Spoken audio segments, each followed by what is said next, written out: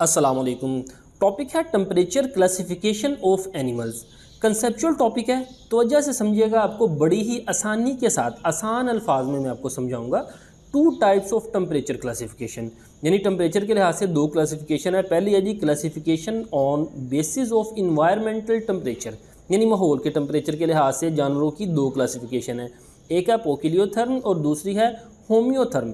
ये जो लफ्ज़ है ना पोकिलियो का मतलब है वेरिड, डिफरेंट। थर्म का मतलब टेम्परेचर। ये ऐसे जानवर हैं जिनका टेम्परेचर मुख्तलिफ इन्वायरमेंट में तब्दील होता रहता है। मसलन poikilotherm are those animals who are not able to regulate their internal body temperature, यानी ये अपना अंदरूनी टेम्परेचर रेगुलेट मुस्तकिल मेंटेन नहीं कर सकते। रादर इसकी बजाय they depend on external source of heat. तो इनको एक्सटर्नल यानी इनके अंदर हीट प्रोड्यूस नहीं होती, इनको बाहर से इन्वायरमेंट से हीट लेनी पड़ती है सनलाइट की शक्ल में, टू गेट देमसेल्फ वार्म, अपने जिस्म को गर्म रखने के लिए।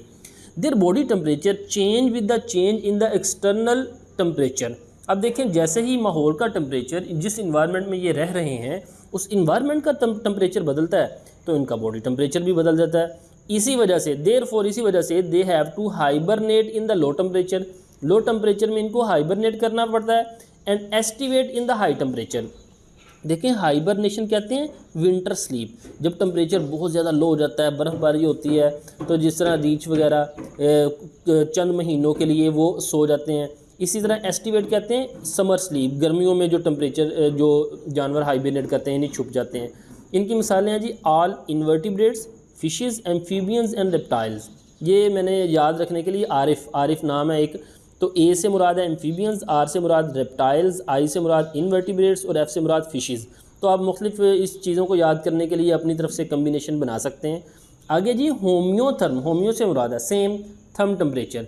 ये वो जानवर हैं जो मुख्तलिफ इन्वायरमेंट में अपना बॉडी टेम्परेचर मेंटेन रखते हैं, यानी बाहर सर्दी है या गर्मी है इनका टेम्परेचर बरकरार रहता है। जबकि इनमें हमने देखा था कि अगर बाहर गर्मी है तो इनका टेम्परेचर गर्म हो जाता है, सर्दी है तो टेम्परेचर सर्द हो जाता है। इसी वजह से जब सर्दी आती है तो इनको छुपना पड़ता है, तो बहुत ज़्यादा गर्मी आती है तो तब भी इनको छुपना पड़ता है ताकि इनका टेम्परेचर बहुत कम या ज़्यादा ना हो पाए।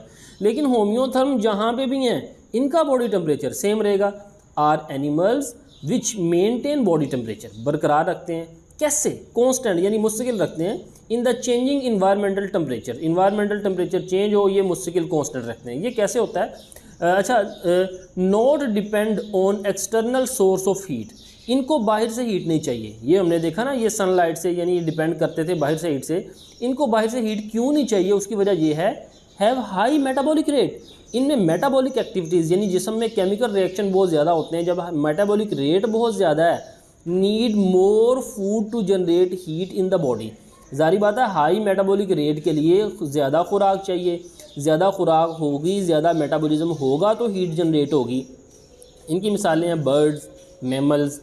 आगे वो कह रहा है biologist face difficulties in the use of poikilotherm and homeotherm. अब ये क्लासिफिकेशन को इस्तेमाल करने में ज़रा मुश्किल पेश आ रही है। उसकी वजह ये है कि डीप सी फिशेस, कुछ फिशेस ऐसी हैं जो समुंदर में बहुत नीचे रहती हैं, हैव कॉन्स्टेंट सराउंडिंग, उनका इन्वायरमेंट जो सा है वो कॉन्स्टेंट रहता है, मुस्तकिल रहता है। दस there body temperature remain constant, अब उनका बॉडी टेम्परेचर भी कॉन्स्टेंट रहता है। अब बॉडी टेम्परेचर का कॉन्स्टेंट रहना तो होम्योथर्म की खसूसियत है, जबकि वो कह रहा है कि लिजर्ड रेगुलेट बॉडी टेम्परेचर। अब हमने लिजर्ड की क्लासिफिकेशन, लिजर्ड किस में शामिल है? रेप्टाइल के अंदर शामिल है। रेप्टाइल हमने क्लासिफिकेशन की है कि बॉडी टेम्परेचर चेंज होता है, लेकिन कुछ लिजर्ड्स ऐसी हैं जो बॉडी टेम्परेचर रेगुलेट करती हैं, मेंटेन करती हैं। अब ये भी क्लासिफिकेशन यानी उलट हो गई ये। इसी तरह numerous birds and mammals change body temperature.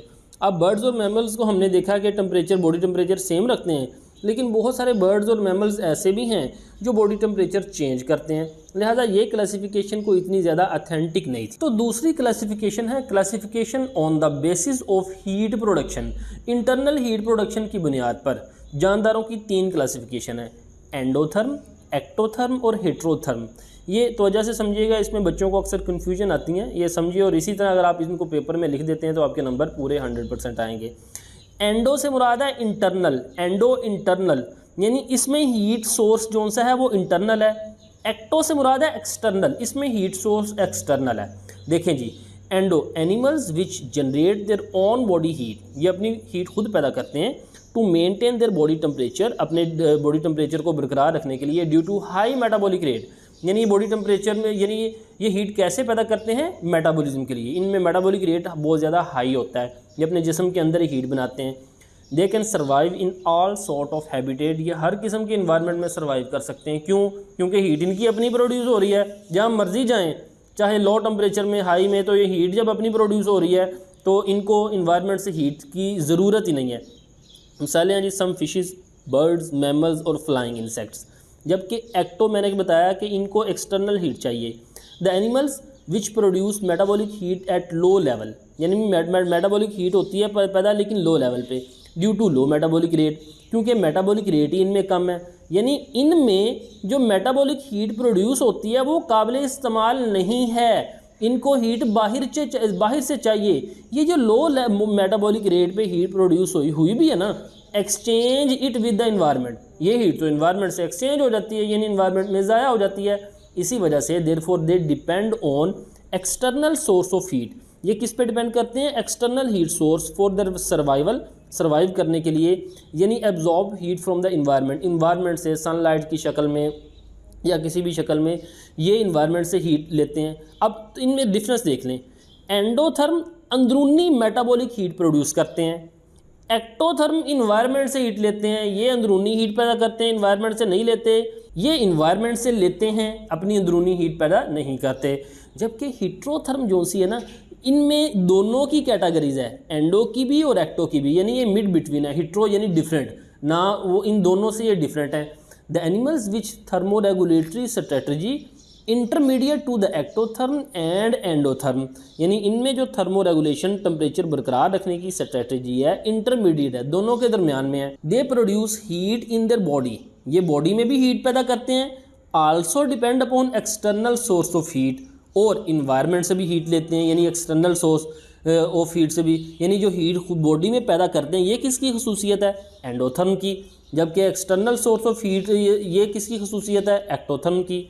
इसकी मिसाल है इंक्लूड स्मॉल मैमल्स, छोटे मैमल जैसा कि बैट्स वगैरह, चमगादड़, स्मॉल बर्ड्स जैसा कि हमिंग बर्ड ये दुनिया का सबसे छोटा परिंदा है।